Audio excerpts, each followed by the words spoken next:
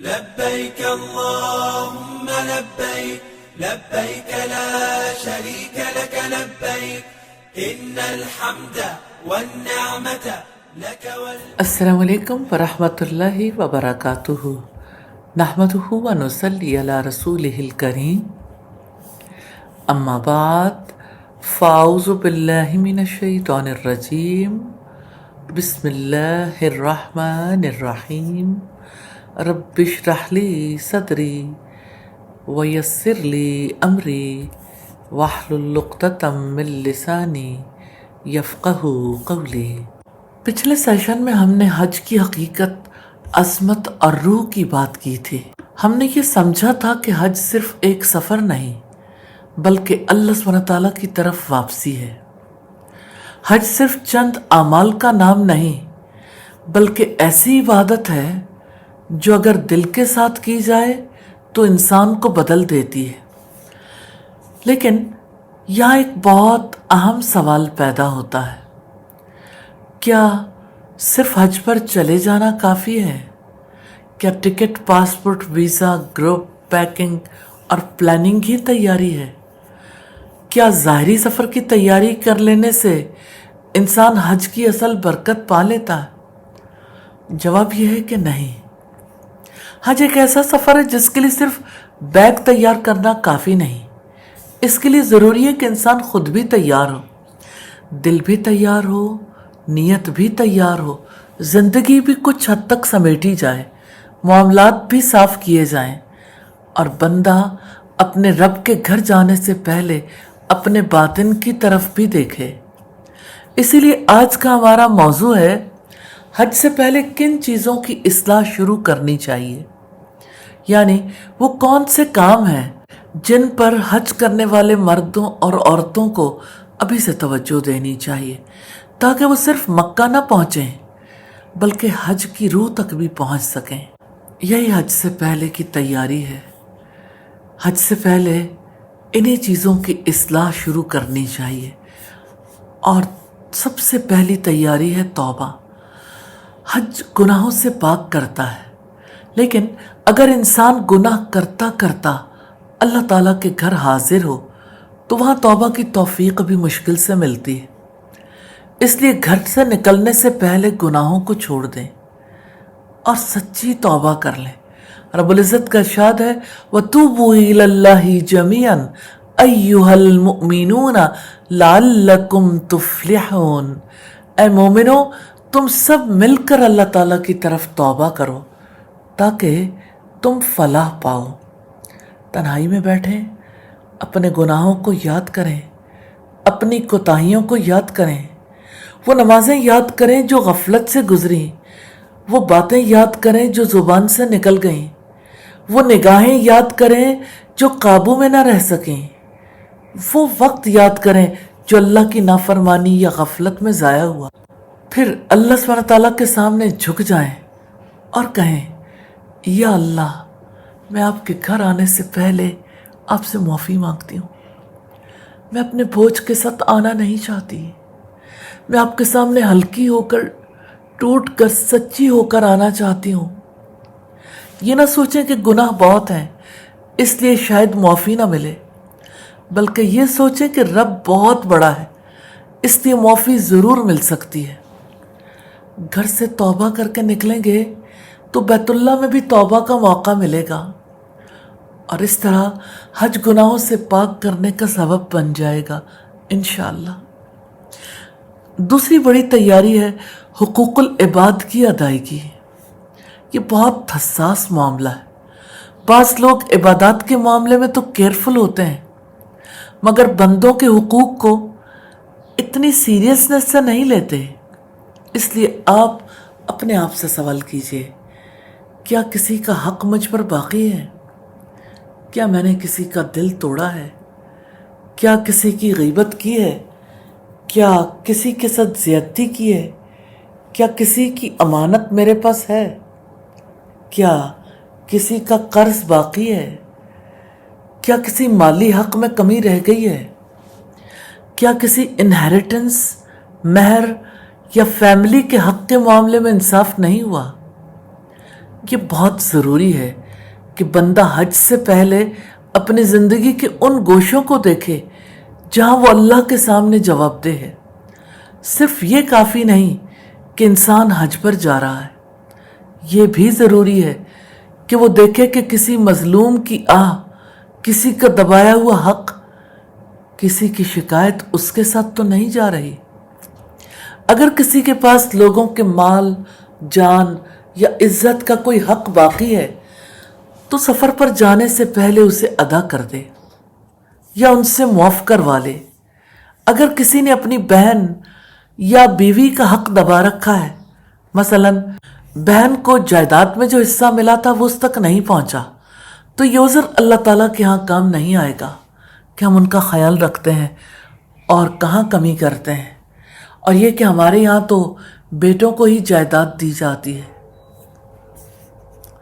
اگر کسی نے اپنی بیوی کو حق مہر نہیں دیا، یا اس کو والد کے ورثہ سے جو جائیداد ملی ہے اس پر قبضہ کر لیا ہے، یا بیوی برسر روزگار ہے اور اس کی کمائی ہمیشہ ہی اپنی جیب میں ڈالی ہے کہ ایک ہی بات ہے، یا اس کی تنخواہ کو خود ہی سے اس کی مرضی کے بغیر ضروریات کے لیے استعمال کیا ہے، یا اسے اس کی ضروریات کے لیے جیب خرچ نہیں دیا، اس کی بیماری میں اس کا علاج نہیں کروایا، اگر کسی نے اپنی ماں کا حق نہیں دیا، ان کا ادب اور احترام نہیں کیا، ماں باپ کے رشتہ داروں کے ساتھ زیادتیاں کی ہیں، یا اسی طرح کے دیگر مظالم کیے ہیں، تو سفر حج پر جانے سے پہلے حقداروں کے حقوق ادا کر لیں اور اپنی زیادتیوں کو معاف کروا لیں۔ اگر کسی معاملے میں اصلاح ممکن ہے ابھی کر لیں۔ آئیے اس دن کی تیاری کر لیں جس دن نہ درہم کام آئیں گے، نہ دینار، نہ ڈالرز، نہ پاؤنڈ، نہ روپیز، نہ سفارش۔ یاد رکھیں، اگر حقدار کو اس کا حق نہ ملا تو قیامت کے دن اس کے گناہ آپ پر لاد دیے جائیں گے۔ یہ صحیح بخاری کی 6534 نمبر روایت ہے۔ تیسری تیاری ہے نماز کی پابندی کرنا۔ جو بندہ حج پر جا رہا ہے وہ اللہ کے گھر جا رہا ہے، اور اللہ کے گھر جانے والا بندہ اگر اپنی نماز میں کمزور ہو تو اسے سب سے پہلے یہی فکر کرنی چاہیے کہ میری نمازیں سنور جائیں۔ وقت پر نماز، توجہ کے ساتھ نماز، خشوع کے ساتھ نماز، سنن کی پابندی، دعا کے ساتھ نماز، یہ سب ابھی سے شروع ہونا چاہیے۔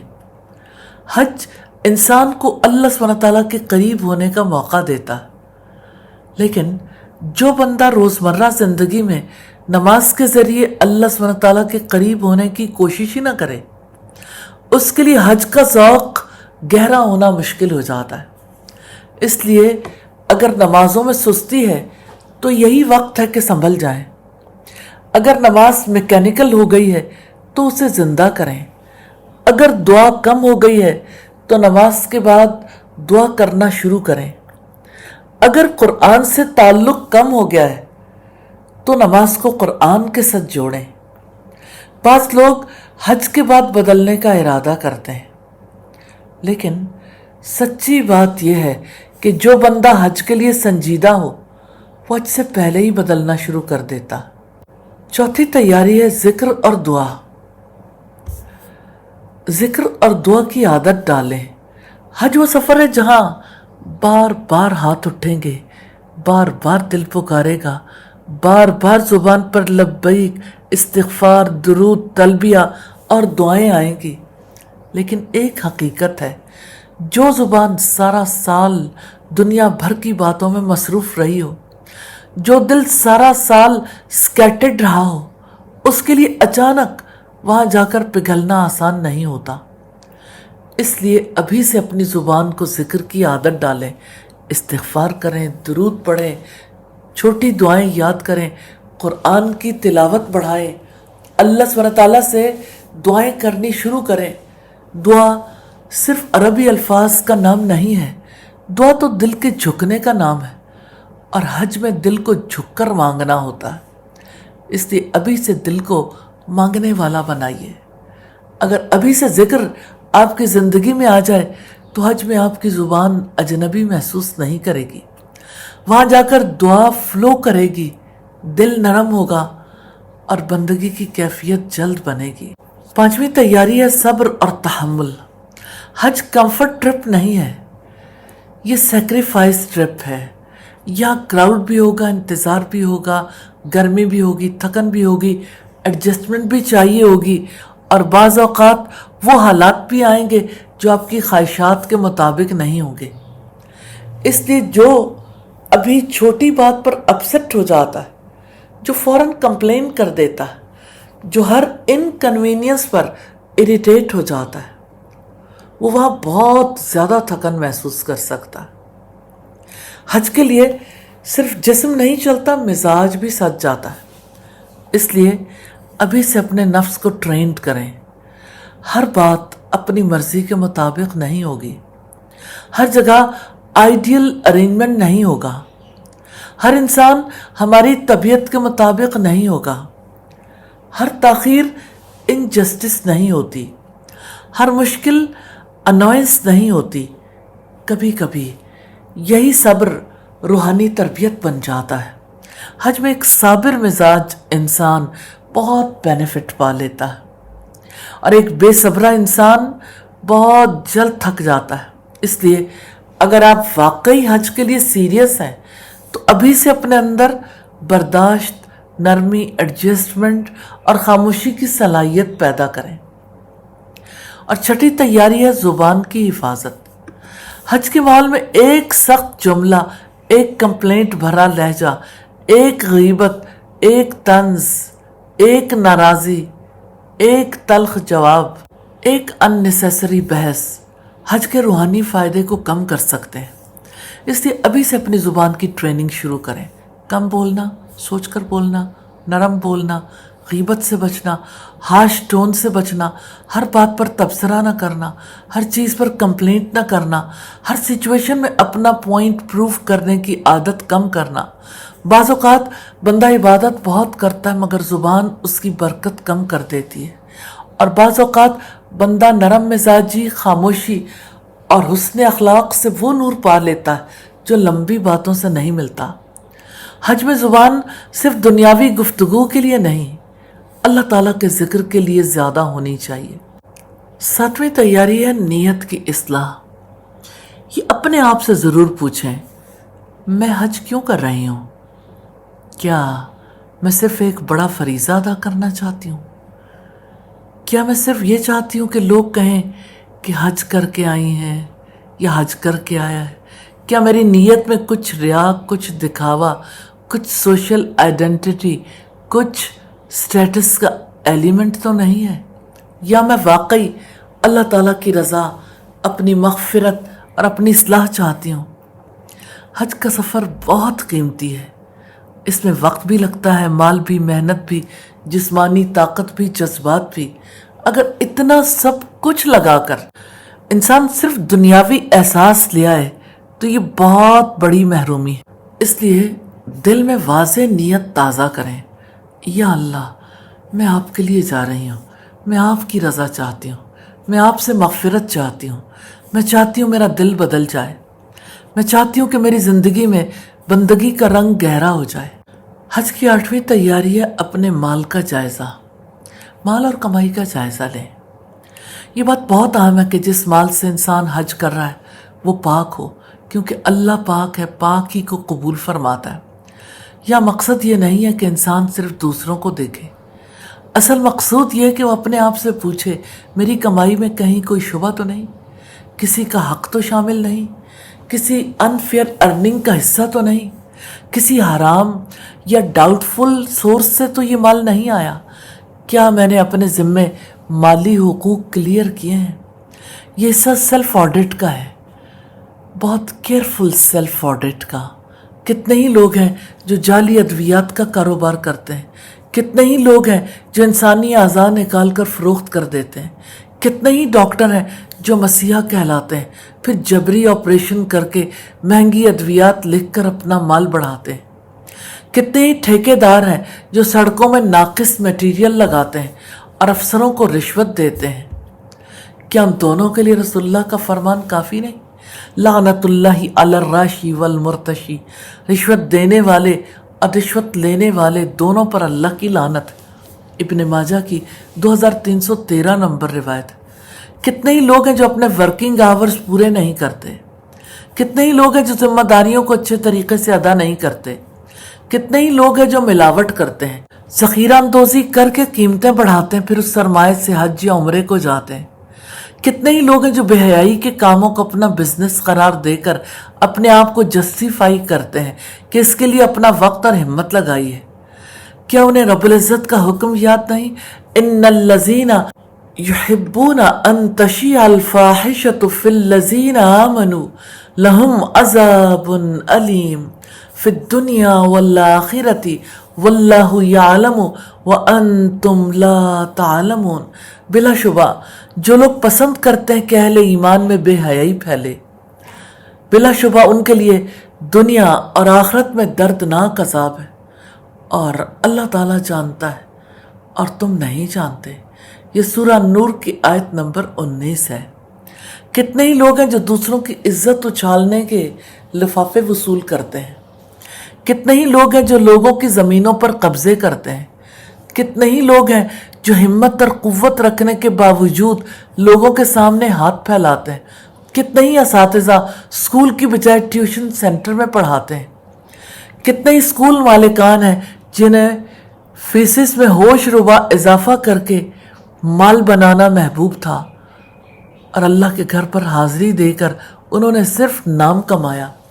رسول اللہ کا ارشاد ہے ان اللہ طیب لا یقبل الا طیبا، بے شک اللہ تعالیٰ پاک ہے اور پاک چیز کو ہی قبول کرتا ہے۔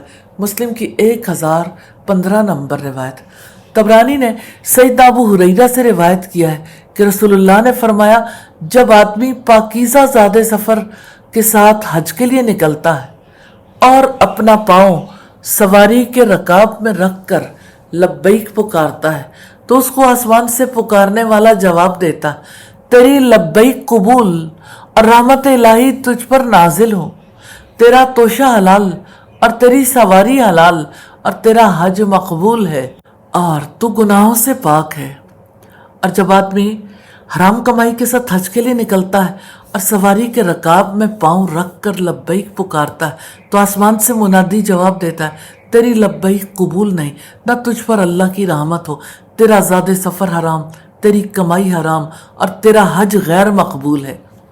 یہ معجم طبرانی الاوسط کی روایت ہے۔ جو بندہ اللہ کے گھر جا رہا ہے اسے چاہیے کہ وہ اپنے زاد سفر کو بھی دیکھے اور اپنے ضمیر کو بھی۔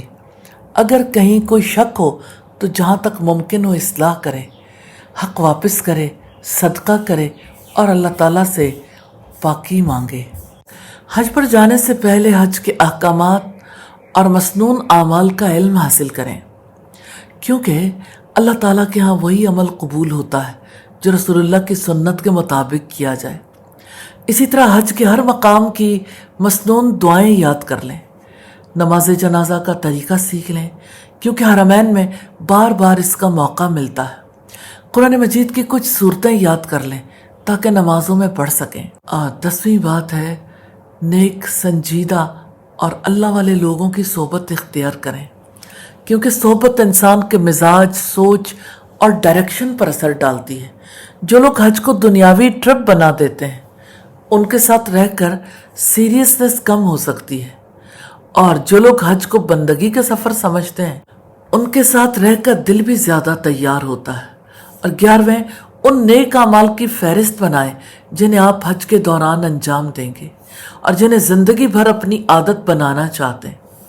حج کو صرف چند دنوں کا سفر نہ بنائیں، اسے اپنی باقی زندگی کے لیے لانچنگ پیڈ بنا لیں۔ اور 12ویں ٹائم مینجمنٹ کر لیں، اپنے اوقات کی پلاننگ کریں، علم کے لیے وقت، عبادت کے لیے وقت، آرام کے لیے وقت، گروپ رسپانسبلٹی کے لیے وقت، انفرادی دعا اور ریفلیکشن کے لیے وقت۔ جو شخص وقت کو آرگنائز کر لیتا ہے وہ حج کے دنوں میں زیادہ فائدہ اٹھا لیتا ہے، اور جو ہر چیز سپونٹینیس چھوڑ دیتا ہے وہ بعض اوقات بہت سی قیمتی گھڑیاں ضائع کر دیتا ہے۔ یا اللہ ہمیں ایسی توبہ نصیب فرما جو ہمارے ماضی کے گناہوں کو مٹا دے، ہمیں حقداروں کے حقوق ادا کرنے کی توفیق دے، ہمارے مال کو پاک فرما، ہماری نیت کو خالص فرما، ہماری صحبت کو نیک فرما، اور ہمیں پاک ہو کر ہلکا ہو کر امید سے بھر کر اپنے گھر میں داخل فرما۔ آمین یا رب العالمین۔ سبحانک اللہم و بحمدک نشہد ان لا الہ الا انت نستغفرک و نتوب الیک۔ السلام علیکم ورحمۃ اللہ وبرکاتہ۔ لبيك اللهم لبيك لبيك لا شريك لك لبيك إن الحمد والنعمة لك والملك